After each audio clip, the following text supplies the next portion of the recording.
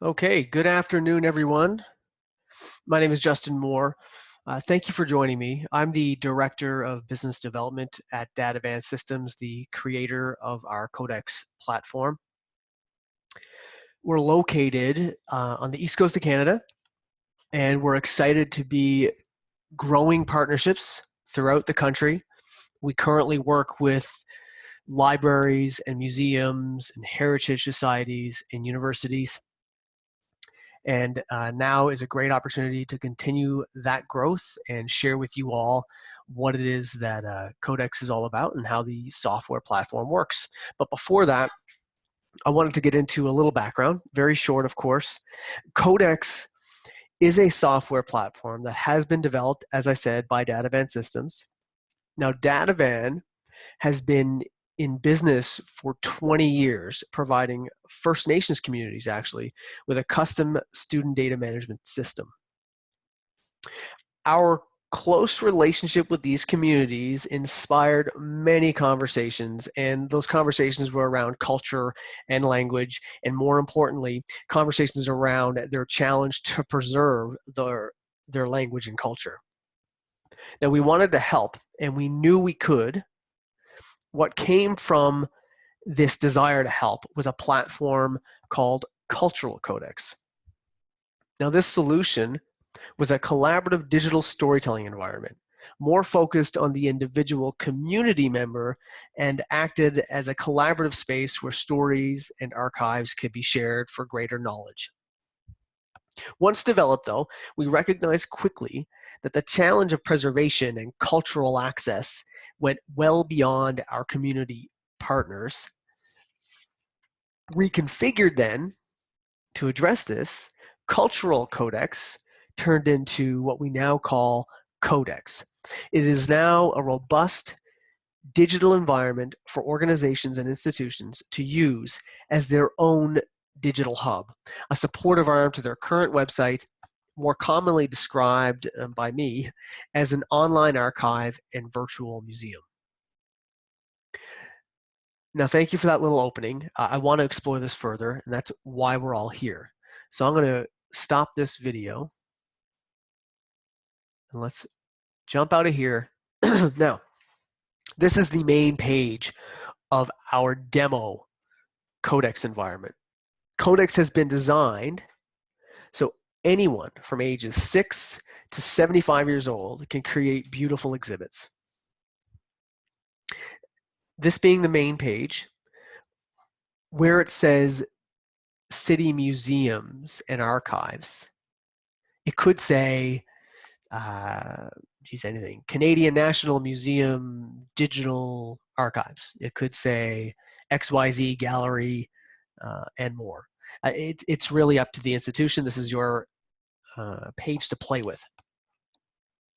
You design everything inside this platform aside from the shapes. So we control the shapes because it is a templated system, but you control what goes in them.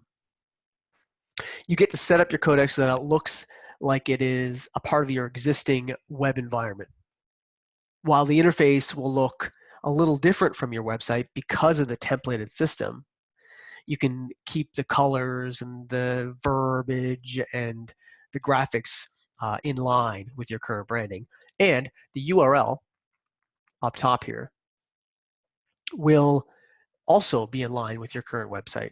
So we assign a subdomain to Codex and you use your current URL. So instead of saying customcodex.com/museums, what it would say is subdomain name dot your URL name.com, and that would point to Codex, and your digital environment would then live within there. That'll keep Google and the rest of the internet out there thinking that all interactions that are happening within the Codex are a part of your website and keep you more kind of on top of the Google rankings when looking at SEO. Now from here, let's look at how a visitor would interact with the Codex environment, your Codex environment, and then we'll go into the administration.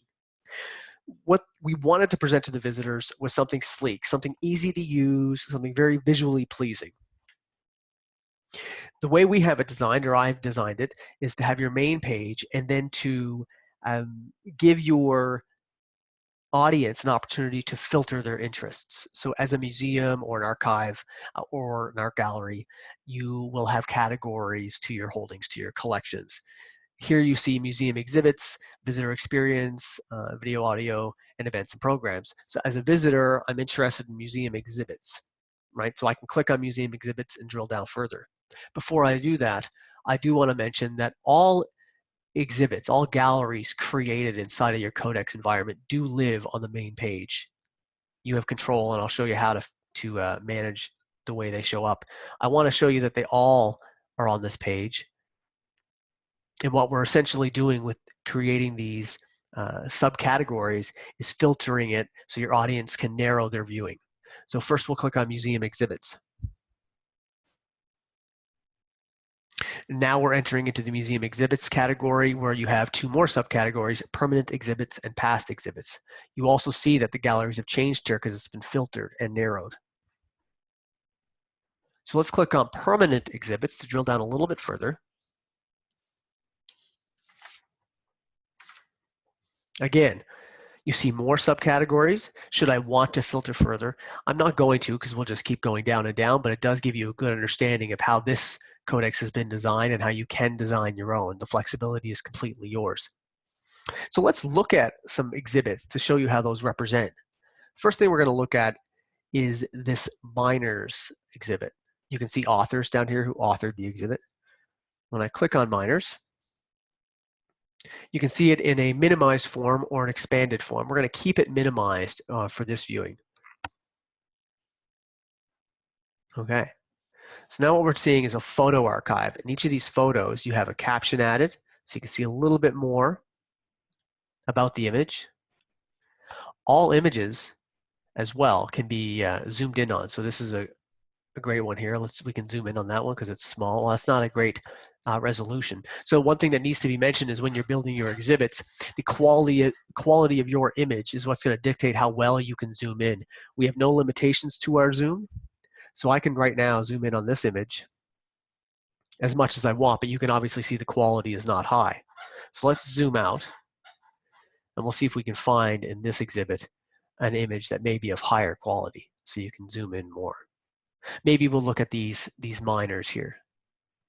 Hit high resolution. I will make a point to say that our images are rendered in low resolution in case someone is viewing this on their smartphone and you don't want to demand them to download a large amount of data, but they can choose to do so should they want to view an image in greater detail. So you can zoom in, and with the right quality image, you can zoom in as far as you'd like. At the end of exhibits, if I keep scrolling through here, you will see a summary. You'll see how many views the exhibits had. You'll be able to share through embed onto a website or through Twitter or Facebook.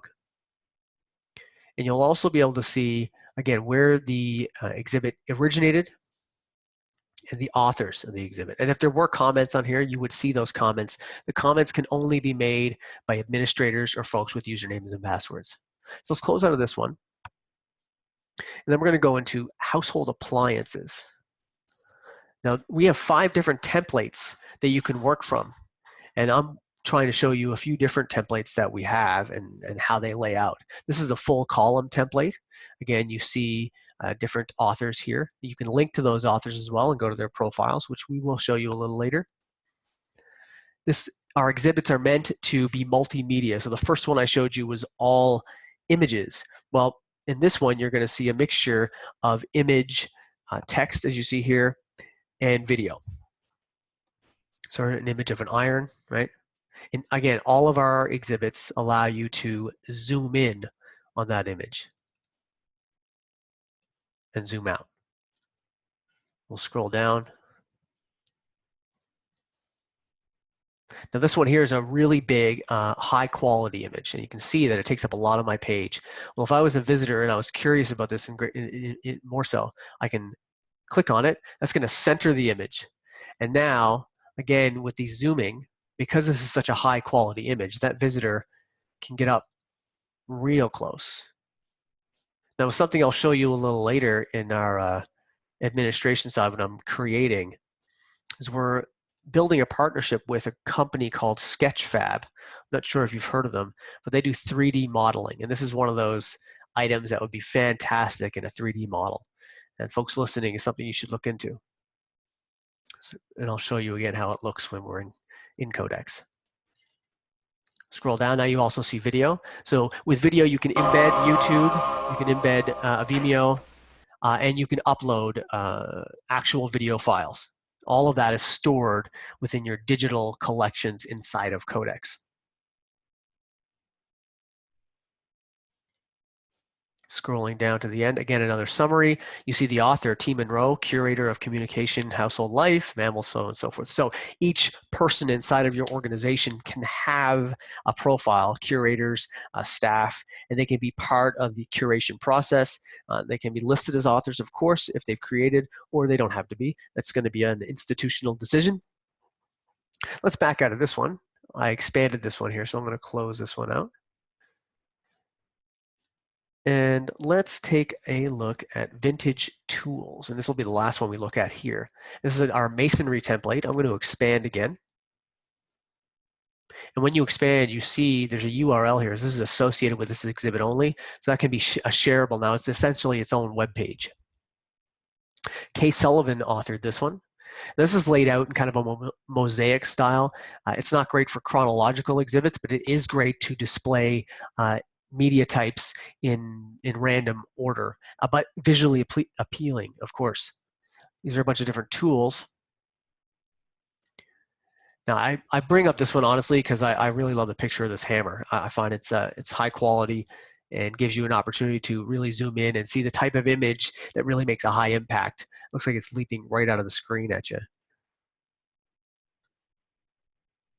And someone whose area of interest is this will find something like this quite interesting. And puts another level to how you're displaying your artifacts to the public. Okay, now from here I want to link actually to this author because I'm interested in Kay Sullivan. So now what I can do as a visitor, I can go and click on Kay Sullivan. And clicking on her will bring me to her profile. And from here I can see the exhibits that she's created right here. The category she's part of, in case maybe I'm just interested in where she works inside of the museum or institution, and I can click further in there. So why don't we do that? Let's click on transportation. And that'll bring me into the transportation category inside of this codex. Now I'm going to back out again. I want to talk a little bit more before we jump into the administrative side about the other types of media that can be represented here. So we're going to back all the way out and look at some audio and video archives. So I've now created a bucket here, audio, video, document archives. Again, this is something that's completely up to the user. I've created it this way to segment my audio and video. And I want to look at a couple in particular. The first one I want to look at is immigrant stories. And this one, I actually met with a museum earlier this morning, and they were kind of what inspired me to build an immigrant stories archive. These are meant to be audio archives. That museum is going to be collecting immigrant stories. And what a great way to display audio and online is to have not just a list of audio links that you can click on, but to create relevant images behind it. And we'll show you here now. Here's an entrance into this exhibit with a little text. It could be a lot bigger, of course. This is our slide template. And with a slide template on the bottom, when you click, you have previews of each different page, which the user can jump to. I'm going to flip through this way as well, of course. Now, this is the first audio archive or audio entry to the archive. And what you can do in a layout like this is have a relevant image in the background. You have the audio here that the user can click on to listen. You also have a story. Excuse me. Now, this is just one sentence, of course, so that's not super powerful. But the idea here is that you can write some information about what they're about to listen to. They can read it either before or after, of course, and then click listen to media, and then flip through and see the next story. Read what this one's about. Maybe they decide, no, I'm not that interested in this person's story, so we're going to click off of there and keep moving forward. So the idea, again, I'll repeat myself and say, the opportunity to be able to present these archives in a more powerful way instead of just having the typical web page with a link to the media that they may want to witness. Now, those are audio archives that were uploaded from a file on their hard drive, which is great. You have them digitally stored in codecs. If the institution has some media that's stored in, say, SoundCloud or something, you can embed those types of audio files as well. And here's an example of that. Now, this is a more basic digital display, but does present well and allows for the user to have a really good experience. The last piece I should show you here is a newspaper archive. And then what we'll do is we'll jump into the administrative side of this, creation and whatnot. So let's click at a newspaper though. So this is actually from Bridgewater, one of our clients, South Shore Public Libraries. I just took a snippet from them. They've uploaded their digital archive, the Bridgewater Bulletin, and the 129 years of the Bridgewater Bulletin. And it is amazing the kind of quality you can get from these images and how much you can zoom in. And what a way to present a newspaper. First, you see it in full page format. It looks great, but you can't read it, of course. So what you do, the zoom, and this will present really the power of that zoom. Now, these are high resolution photos or scans. So it takes a minute, as you just saw there, to render, but now it is. So I'm interested in reading articles here. Maybe I want to read this article. So I can zoom in. And I can already read it, of course. Thursday, May 3rd, 1934. I can really get in close. You can lose yourself in these newspapers. Let's zoom back out. Close that. Okay. So how do you create all of this? So that's a user's experience. I'm going to go into our intranet site, actually, because there's a couple new enhancements that I want to be able to show you that aren't live yet. But we're in a webinar, and we're talking about updates and whatnot, so why not give you guys a good experience. Let's go to this one right here and show you what we're working on. Okay, so I'm logged in as an administrator here. You see it up in the corner. I'm going to click on museums. Now, as an administrator, because I'm logged in, you see all these edit buttons. So we have this organized with permission levels, and I'll dig deeper into that as well. But first, let's create. So when you have the ability to create, you see a create button down here, and that's going to, you may not have the creation ability in other buckets, but I do here. So we're going to click on create. In creating exhibits, you get your templates offered to you. So we have our full column template, our masonry style, storybook, carousel, slide template. And we keep building new templates as time goes on. So as they roll out, it's to the benefit of all of our customers, and we'll give it out to them. Let's select the slide template though.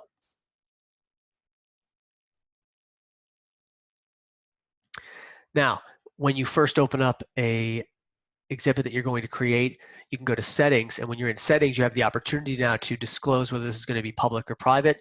They're all set to private. I want that to be public, so I'm going to choose that. You can choose to then publish this also to our custom Codex Explore page if you want more eyeballs on the exhibit, just extra exposure. We give you the opportunity to do that. Of course, it's not necessary. You can add hashtags here, or searchable tags. I'm saying hashtags because that's, I guess, the terms that we hear out there these days. So you can enter as many as you like. That just makes this exhibit even more searchable. credited authors. Okay, so you as the administrator, the author right now, the one who's opened up and started this exhibit, you are an author and you're credited as such, but you can add others to this. So how about Colin Moore? Let's add him, add to credits. So now C. Moore will be listed as an author. Doesn't mean he has permissions to do anything, although I can add that, but he is going to be listed as someone who contributed via the knowledge that's been shared throughout this exhibit. Let's add him, though, as someone who can work with this. Codex is completely collaborative, and one of the differentiators with Codex is its ability to get groups of folks in to work on the same exhibit or multiple exhibits. I mean, really, there's no end. And then we hit save. To start, you're going to pull in an image. Now you can pull from your digital archive down here. So anything stored inside of your Codex will be here that you can work with. I'm going to upload a new photo. And let's choose the Codex van. We don't actually own a van, but I'd like to think we could. Codex.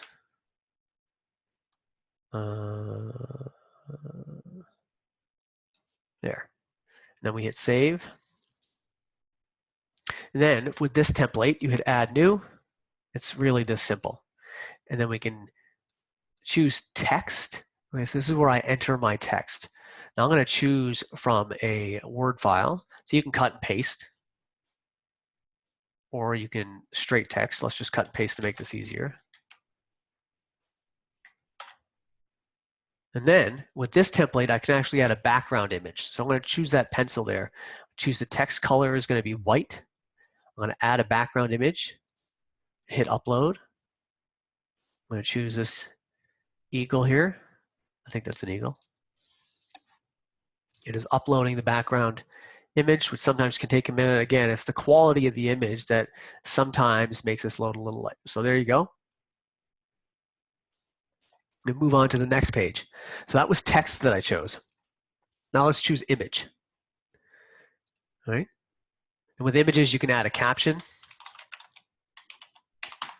You can make one a hyperlink. I won't make this one a hyperlink. Hit save. Let's add another image, and I will make this one a hyperlink. And why don't we choose from our archives? Let's select one. How about a painting? We'll make it a link to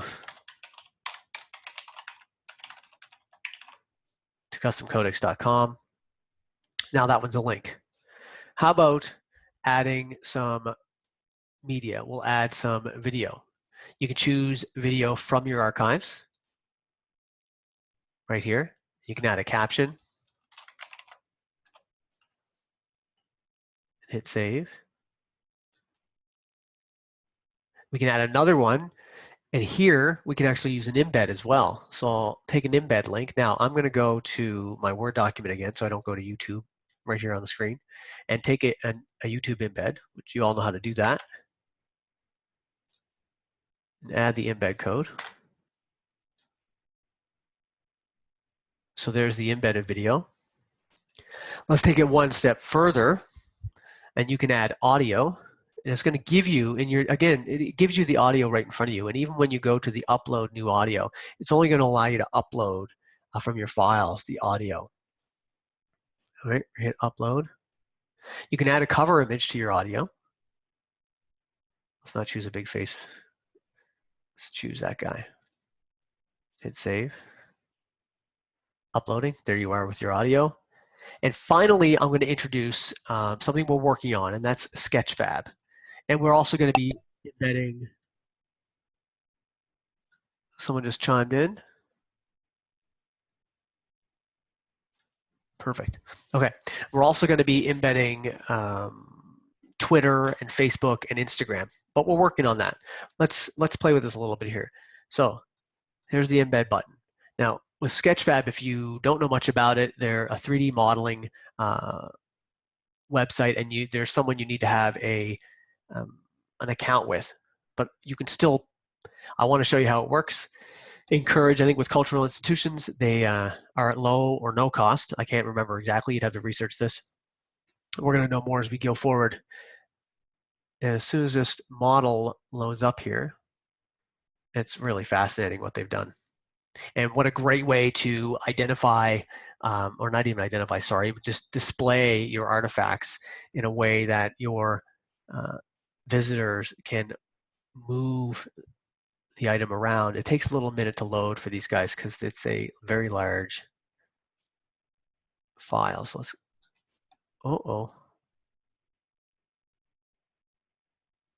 wow, ignore. Okay, maybe we won't do that. Let's see if the embed will still work. Click and copied. Okay, it's copied to clipboard. We won't tell them that happened.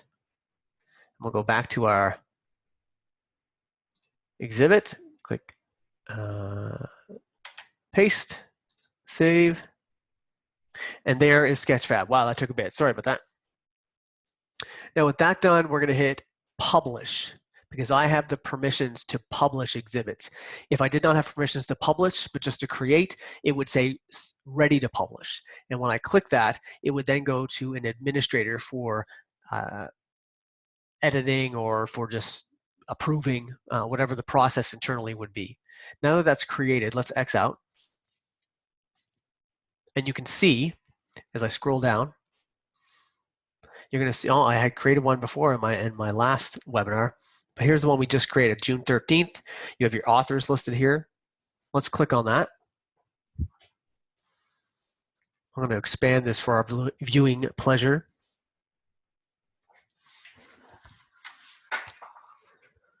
Okay, so as we just created this, don't forget. So here you are. Here's the text with the image behind it. We kept it as small text. It could be larger text, of course. Here's that first image. Now this image did not have a hyperlink. So because it did not have a hyperlink, I can zoom in. And there's the there's that text we added at on the bottom as well. Now, as I move forward, this one was a hyperlink, if you remember. So what changes here is I can't zoom in, but I can click, and it's going to bring up the link, of course, that you put in as the hyperlink. And this, of course, went to our website. Let's go back. If I go forward, this is the first video. This was a video that came from our audio or our video files. Okay, so from our hard drive, or from our digital collection.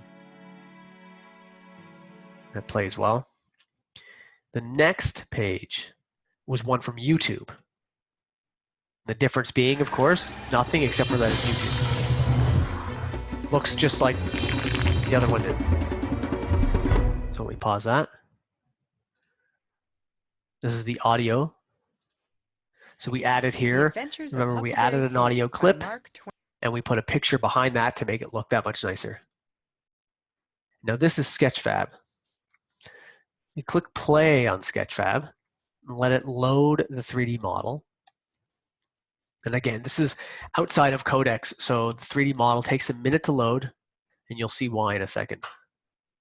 And hopefully it doesn't do what it did on that web page.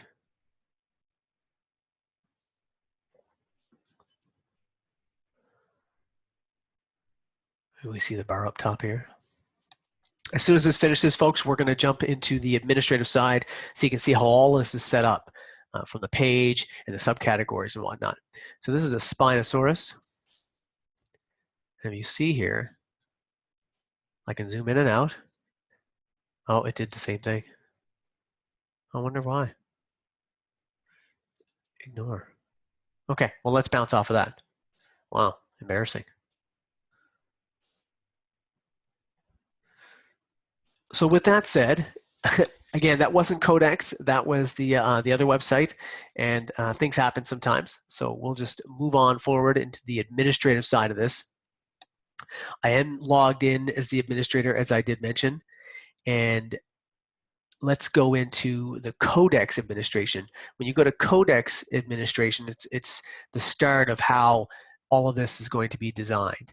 We've kept it, again, very simple for any user. You do not need to be technical in any way, shape, or form. When I click Codex Admin, it brings me to this page, and you have 4 tabs across the top. The first one is your settings. It allows you to identify what's going to display on your banner across the top, as well as, so that includes just link backs to websites, You can add a logo image if that is something that's of interest, and that logo image can also be a link. You have your website. You have Facebook, Twitter, Instagram. If I was to click these off, I'll show you up first. So right now you see them here. If I was to click them off, you see them disappear. So that's the preview window right there. You have a user sign up. It's all about collaboration with Codex. So we give users the opportunity, administrators, the opportunity to make this open to the public so that South Shore Public Libraries is a great example. One of our clients, they want to build a community collection. And one way to do that is to have a user sign up to your Codex. And that user can then sign up and become a contributor, either just to your media archive or with discussion and permission access. They can become curators, maybe to a community collection section. There's a meeting again I had this morning with another group that we're very interested in a community collection, but we do recognize that there's going to be some level of monitoring that needs to happen. So the options are there. We're excited by the collaboration idea and empowering people to communicate and engage more with their community, but it does take some efforts. That's where that button comes into play. And then there's URL integration. And URL integration is what I talked about before, where you take the customcodex.com out of the equation. And instead, you have your domain and then the subdomain as the driver to the Codex platform to keep everything wrapped around your branding instead of the custom Codex branding. As I scroll to the top, account is just an account summary. You figure out, or you can see what kind of storage and access you have, your billing details, so on and so forth. Managing users is really important. So as you grow your Codex and as you get users involved, so your employees, maybe there's some partners and some volunteers, this will list all of your users, and if you have some space limitations on them, what that is, and you can edit their permissions to the Codex by clicking on a button. So I can take, for example, Jack Spratt, and I can give him permissions or not and adjust the limit of uploads he has. I have a lot in here, as you can see. There's no limit, again, to the number of users. Depending on how you sign up, low-level sign up will have some limitations. As I scroll down, what you're seeing now is the structure of the Codex that you have had built. It's structured this way so that you can identify permissions for users at every different level. So for example, art galleries is one subcategory. So in the subcategory art galleries, I want to add a user. So if I want to add a user, let's say, whoops, L Moore is going to be added as someone, and I can give them permission levels. So let's give them as a contributor level. And you can show permission definitions. So if you don't understand what a contributor is, you can, you'll learn that over time, but we give that all to you. Then we hit save. And now she has permissions at a contributor level. And she'll get an email that identifies as such, so that she's kind of alerted that this has taken place. So all of your categories are listed here. And if I find one, you can actually choose the gallery. So if you have some galleries created, I can click on that gallery and add a user to that specific gallery. So now they're not users with access to any branch or any page or category, but they are given permissions to a gallery. So maybe it's a private gallery that you want them to view, or maybe it's one that you want them to contribute to. This will allow you to identify that permission, and they will get an alert again and be able to edit that gallery only. So we try and make this as robust as possible in terms of permissions so you can really get a lot of people involved but remain in control of what it is they can do. Now from a staff perspective, you can create one at a time or add rows and create a number of users at a time here, or you can do an upload. And we allow you to upload an Excel or CSV. You can download a blank template and get all those uploaded. We work with the local university, St. Mary's University, and their students are using this platform. And of course, you can imagine how many students had to be uploaded. So they would have used this process and work with me when needed to make sure that all the students were administered properly.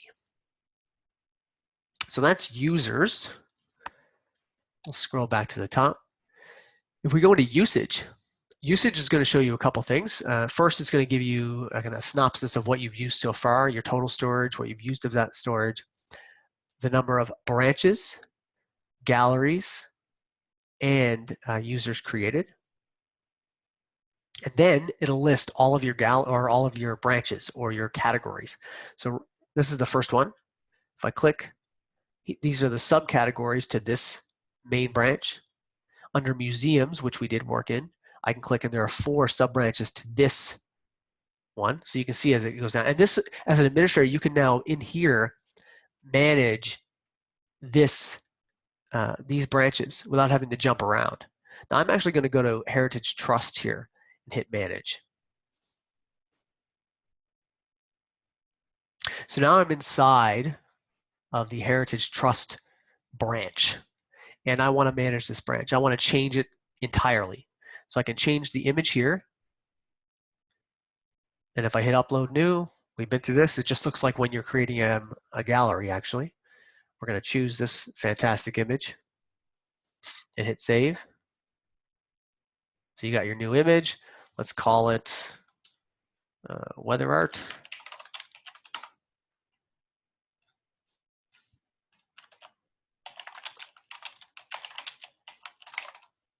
There we go. Now, contact email. So again, I can add a contact email,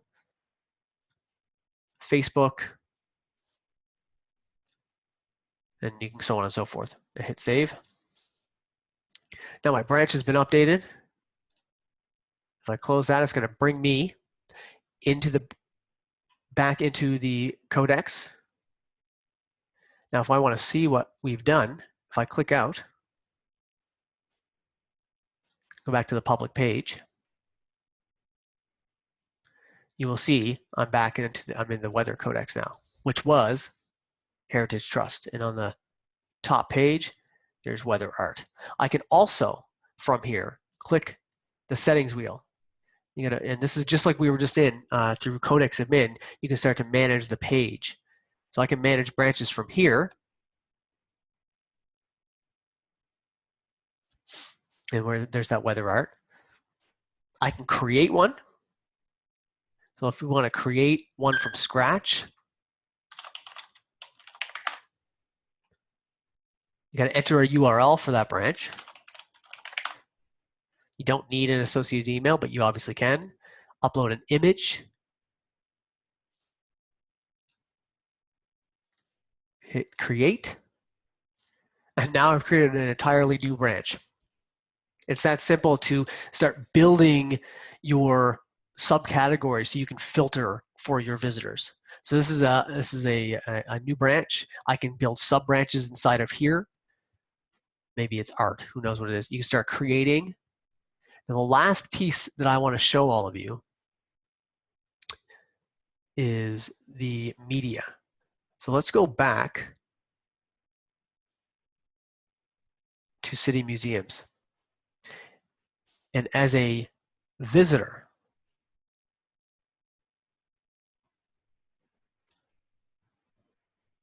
let's click here. Okay. If I click on media, it brings me into the digital archive. The reason I'm showing you this is we're very what's the word, story centric. We want to build themed exhibits. We want to help you do that so you present a great story for your visitors, so they're walking through online through your exhibits in a way that you've designed. However, we recognize the importance of making the media available to your visitors. They may want to view just one image. They may want to search for those images. So this is how we lay it out. Okay, so as a visitor, they can click on media, and when they're in here, they can scroll through the images or videos that you have. We have categories. You can have folders, which I haven't built. Your photos, if you had videos, they would live in here. Your audio files, it's all going to be automatically categorized by photos, videos, and audio, and then you can build specific folders as you would like it designed. And then you can click on an image or item, and you're going to start to see a little summary. The first piece is that you do have a thumbnail, which I can zoom in on just like I do when I'm in an exhibit. You have where this item has been used inside of Codex, so what exhibit is it a part of, And you can click on that and go to the exhibit, which I won't do right here. And then you have some details, some metadata about the item. I can view more details. Now we follow the rules for archival description. So we have a lot of information here that can be stored on each digital asset. I don't have anything filled out. I was lazy when I was putting this in, but what this does show you is the amount of data that can be captured. Now, as a visitor, of course, I can't access any of this. I can just view it. Close. If I go back to the one that we were creating and go to media, you're going to see that I'm in a new branch.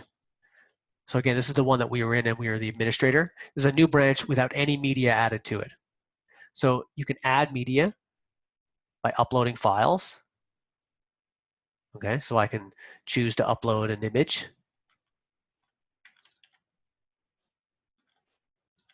Hit open and it's going to upload those files, right? That's simple. You can upload 10 at a time in a process like that, or work with Codex and we can do mass uploads for you. We did that with South Shore Public Libraries. They had 90,000 records that we had to upload for them. So that's no problem. It's just more of a partnership process. As you build your exhibits, if you are uploading media from your computer when building exhibits or from your digital collection database, they will then be stored inside of Codex. And we're also exploring the opportunities to design APIs so that folks who are using their collections management systems can then take advantage of a partnership with Codex, and we can be pulling from that collection management system into Codex for the creation of the exhibits. All things to be done over time and in partnership. But once I have uploaded an image or a file, I can click on it, and now I can start to change things here. I can add a description, I can add tags for searchability, and inside of the metadata fields, I can start adding things.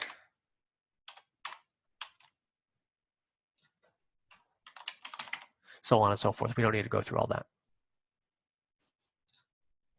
Saved, and away you go. That really rounds it out for me. I mean, this system is meant to be simplistic. I hope all of you got that from it.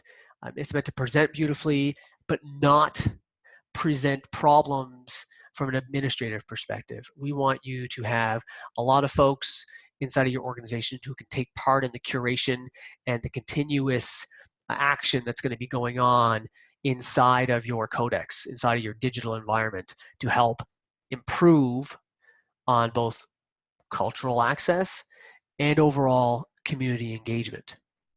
The last thing I'll say in going off here is we do present this as a virtual museum, digital collections environment. However, there's a lot of opportunity with Codex to be engaging with your community from other perspectives. We have visitors experience. So when it goes back to that user sign up, encouraging visitors to maybe express their experiences through Codex, or events and programs. I mentioned that we work with libraries and other institutions.